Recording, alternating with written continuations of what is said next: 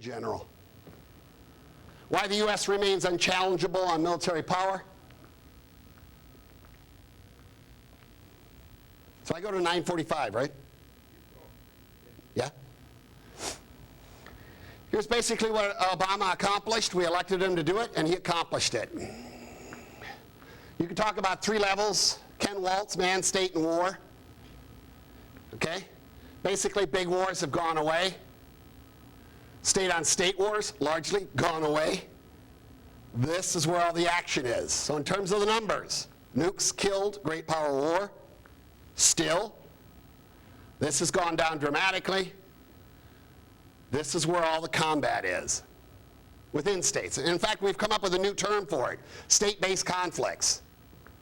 Okay? Used to be you had to have two states for a war. Now you just need a state killing its own citizenry, and that's a war. So look how we've changed the definition. Wars within nations, not between them. There's the reality I've been arguing in terms of the small wars, what I call the system administrator force versus the big wars, the Leviathan force. So 9/11 comes along, challenges us.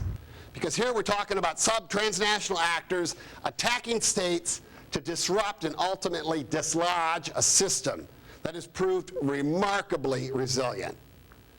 Remember back 2008, all the chicken littles running around pulling their hair out, talking about the rerun of the 1930s, and all it took was a stimulus package from China and the United States. Obama's, frankly, greatest accomplishment.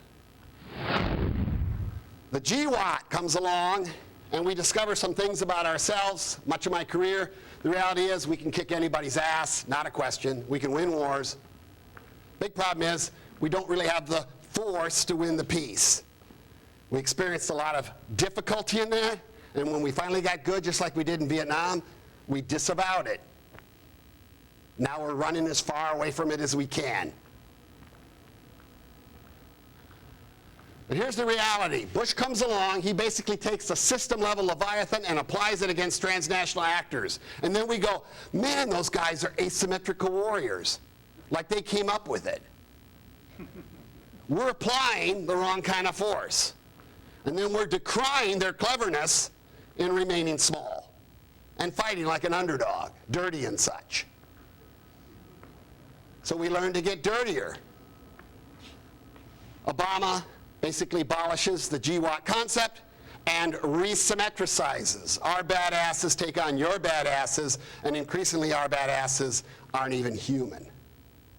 When I got into this business in 1989, the standard was blow up the entire planet in 7 minutes.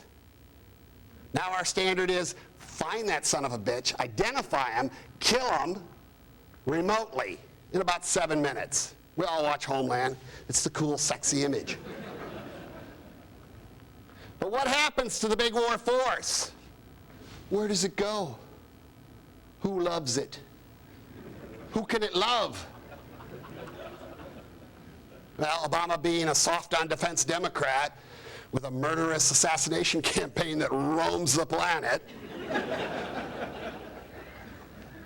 What a wimp.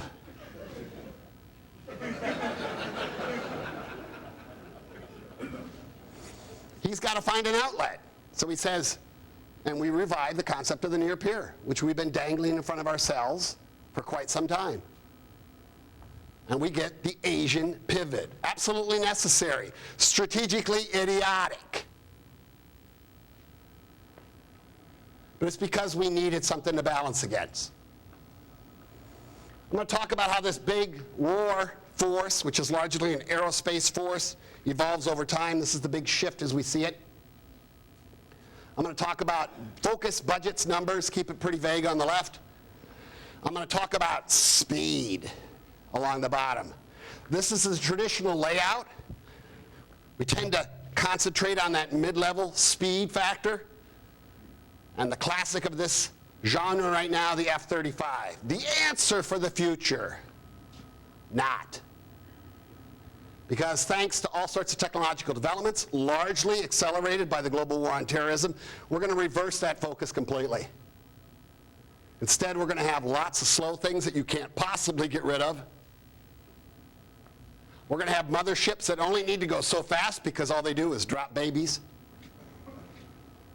And when we want to strike, we're going to bring our forces in hypersonically. Or we won't even bother. We'll just send a very large bullet. So a complete reversal of the way we've thought about it. Other attributes of the big war force. There is a lot of people talking about great power war still being on the table. A lot of fantasists pursuing and pushing this option. Andy Marshall loved it. CSBA, the high profits. Risers will test boundary conditions. What we told the world after the Cold War was, if you see a problem and you're a great power, just declare him an outlaw, take down the government. As long as you do it legal-like, cite a lot of legal things, you can take down anybody you want, especially in your neighborhood.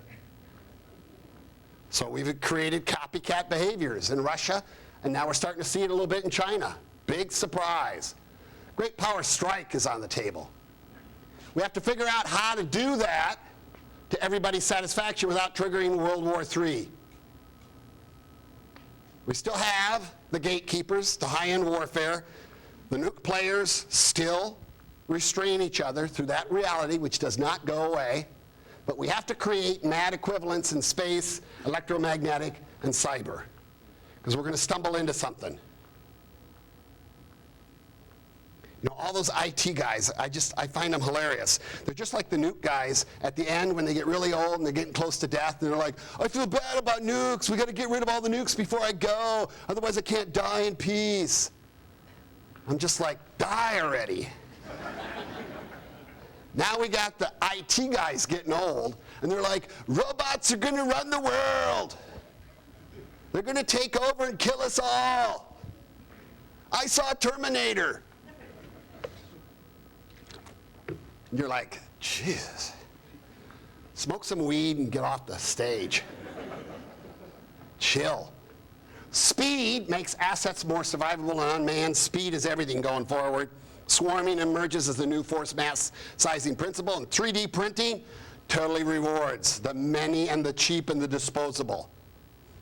So China wants to build carriers? God bless them. They're just big Maginot moving lines. The only reason they exist, primarily, is to say, my God, you just shot a carrier. Unmanned coalitions going forward. You don't need to send troops. Just sponsor one of our unmanned aerial vehicles. Put your flag on it, and we're good to go.